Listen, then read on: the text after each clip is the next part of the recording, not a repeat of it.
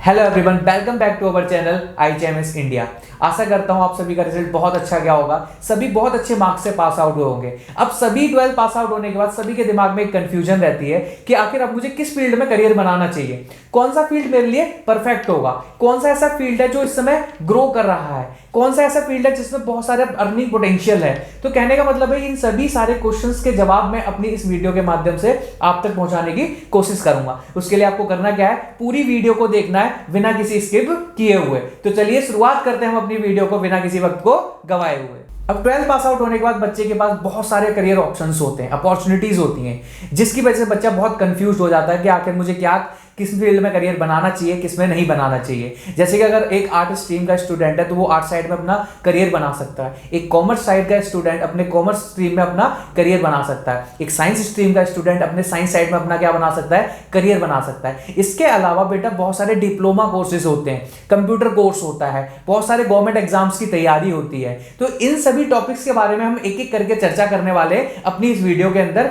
तो कृपया करके वीडियो को पूरा लास्ट तक देखें ताकि आपका कोई भी डाउट रह ना जाए। अगर किसी कारणवश कोई भी डाउट रह जाता है तो आप नीचे कमेंट सेक्शन में मुझे कमेंट कर सकते हैं। तो बेटा सबसे पहले मैं बात करूंगा आर्ट स्ट्रीम के स्टूडेंट्स के लिए।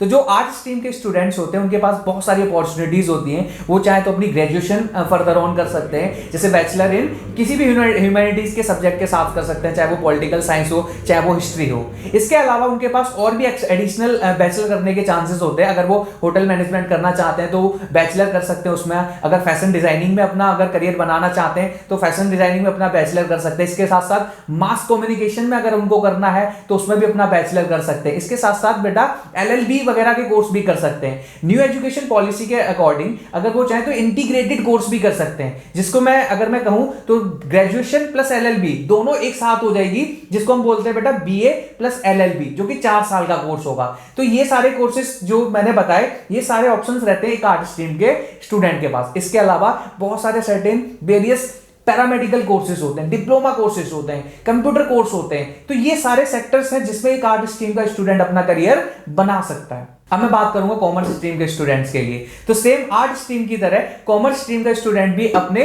ग्रेजुएशन कर सकता है, बैचलर इन कॉमर्स कर सकता है। इसके अलावा उसके पास बहुत सारे ऑप्शंस होते हैं, CA कर सकता है, वो CS कर सकता है, बिजनेस एडमिनिस्ट्रेशन में अपना बैचलर कर सकता है, और बहुत सारे वेरियस डिप्लोमा कोर्स लाइक जैसे कि आर्ट स्ट्रीम का स्टूडेंट कर सकता है। सेम उसी प्रकार से कॉमर्स स्ट्रीम का स्टूडेंट भी बहुत सारे डिप्लोमा कोर्सेज वगैरह भी कर सकता है। अब मैं बात करूंगा साइंस स्ट्रीम के स्टूडेंट के लिए। तो जो साइंस स्ट्रीम के स्टूडेंट है उनको हमने पार्टिकुलरली 2 भागों में डिवाइड किया हुआ है। एक होते हैं PCM जिनको नॉन मेडिको कहा जाता है, और एक होते हैं PCB जिनको हम मेडिकोस कहते हैं। जो PCM के स्टूडेंट्स होते हैं उनके पास बहुत सारी करियर अपॉर्चुनिटीज होती हैं। वो चाहे तो किसी भी फील्ड में इंजीनियरिंग कर सकते हैं। अब वो चाहे फिर वो कंप्यूटर एप्लीकेशन हो गया, चाहे IT के सेक्टर में हो गया, किसी भी मैकेनिकल इलेक्ट्रिकल किसी भी फॉर्म में वो क्या कर सकते हैं, इंजीनियरिंग का कोर्स कर सकते हैं। इसके अलावा BE वगैरह भी कर लेते हैं, बैचलर इंजीनियरिंग भी कर लेते हैं, और भी बहुत सारे टेक्निकल कोर्स, कहने का मतलब है जितने भी टेक्निकल कोर्स हैं वो ये सारे परफॉर्म कर सकते हैं। अब मैं बात करूंगा मेडिकोस के बारे में। तो जिन स्टूडेंट्स के पास PCB होती है वो अपना करियर MBBS कर सकते हैं,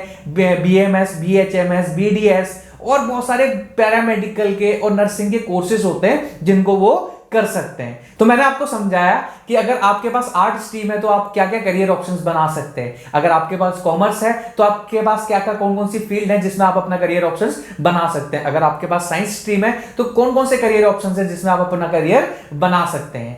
बेसिकली मैंने तीनों स्ट्रीम्स के बारे में बताया, लेकिन मैंने बताया कि इनके अलावा भी बहुत सारे डिप्लोमा लेवल के कोर्सेज होते हैं और भी बहुत सारी चीजें होती हैं गवर्नमेंट जॉब की आप तैयारी कर सकते हो। लेकिन ही वीडियो में मैं सारी चीजें आपको बता नहीं सकता हूं, नहीं तो वीडियो हमारी बहुत ज्यादा लंबी हो जाएगी। लेकिन इसके बावजूद भी अगर आपको समझना है कि 12 के बाद कौन कौन से डिप्लोमा कोर्सेज या फिर कौन कौन से गवर्नमेंट एग्जाम की हम तैयारी कर सकते हैं, तो आप नीचे कमेंट सेक्शन में मुझे कमेंट कर सकते हैं, जिसके लिए मैं एक सेपरेट वीडियो आप तक पहुंचा दूंगा। तो किसी भी फील्ड में अगर आपको करियर बनाना है तो 3 चीजों का बेसिकली आपको ध्यान रखना चाहिए।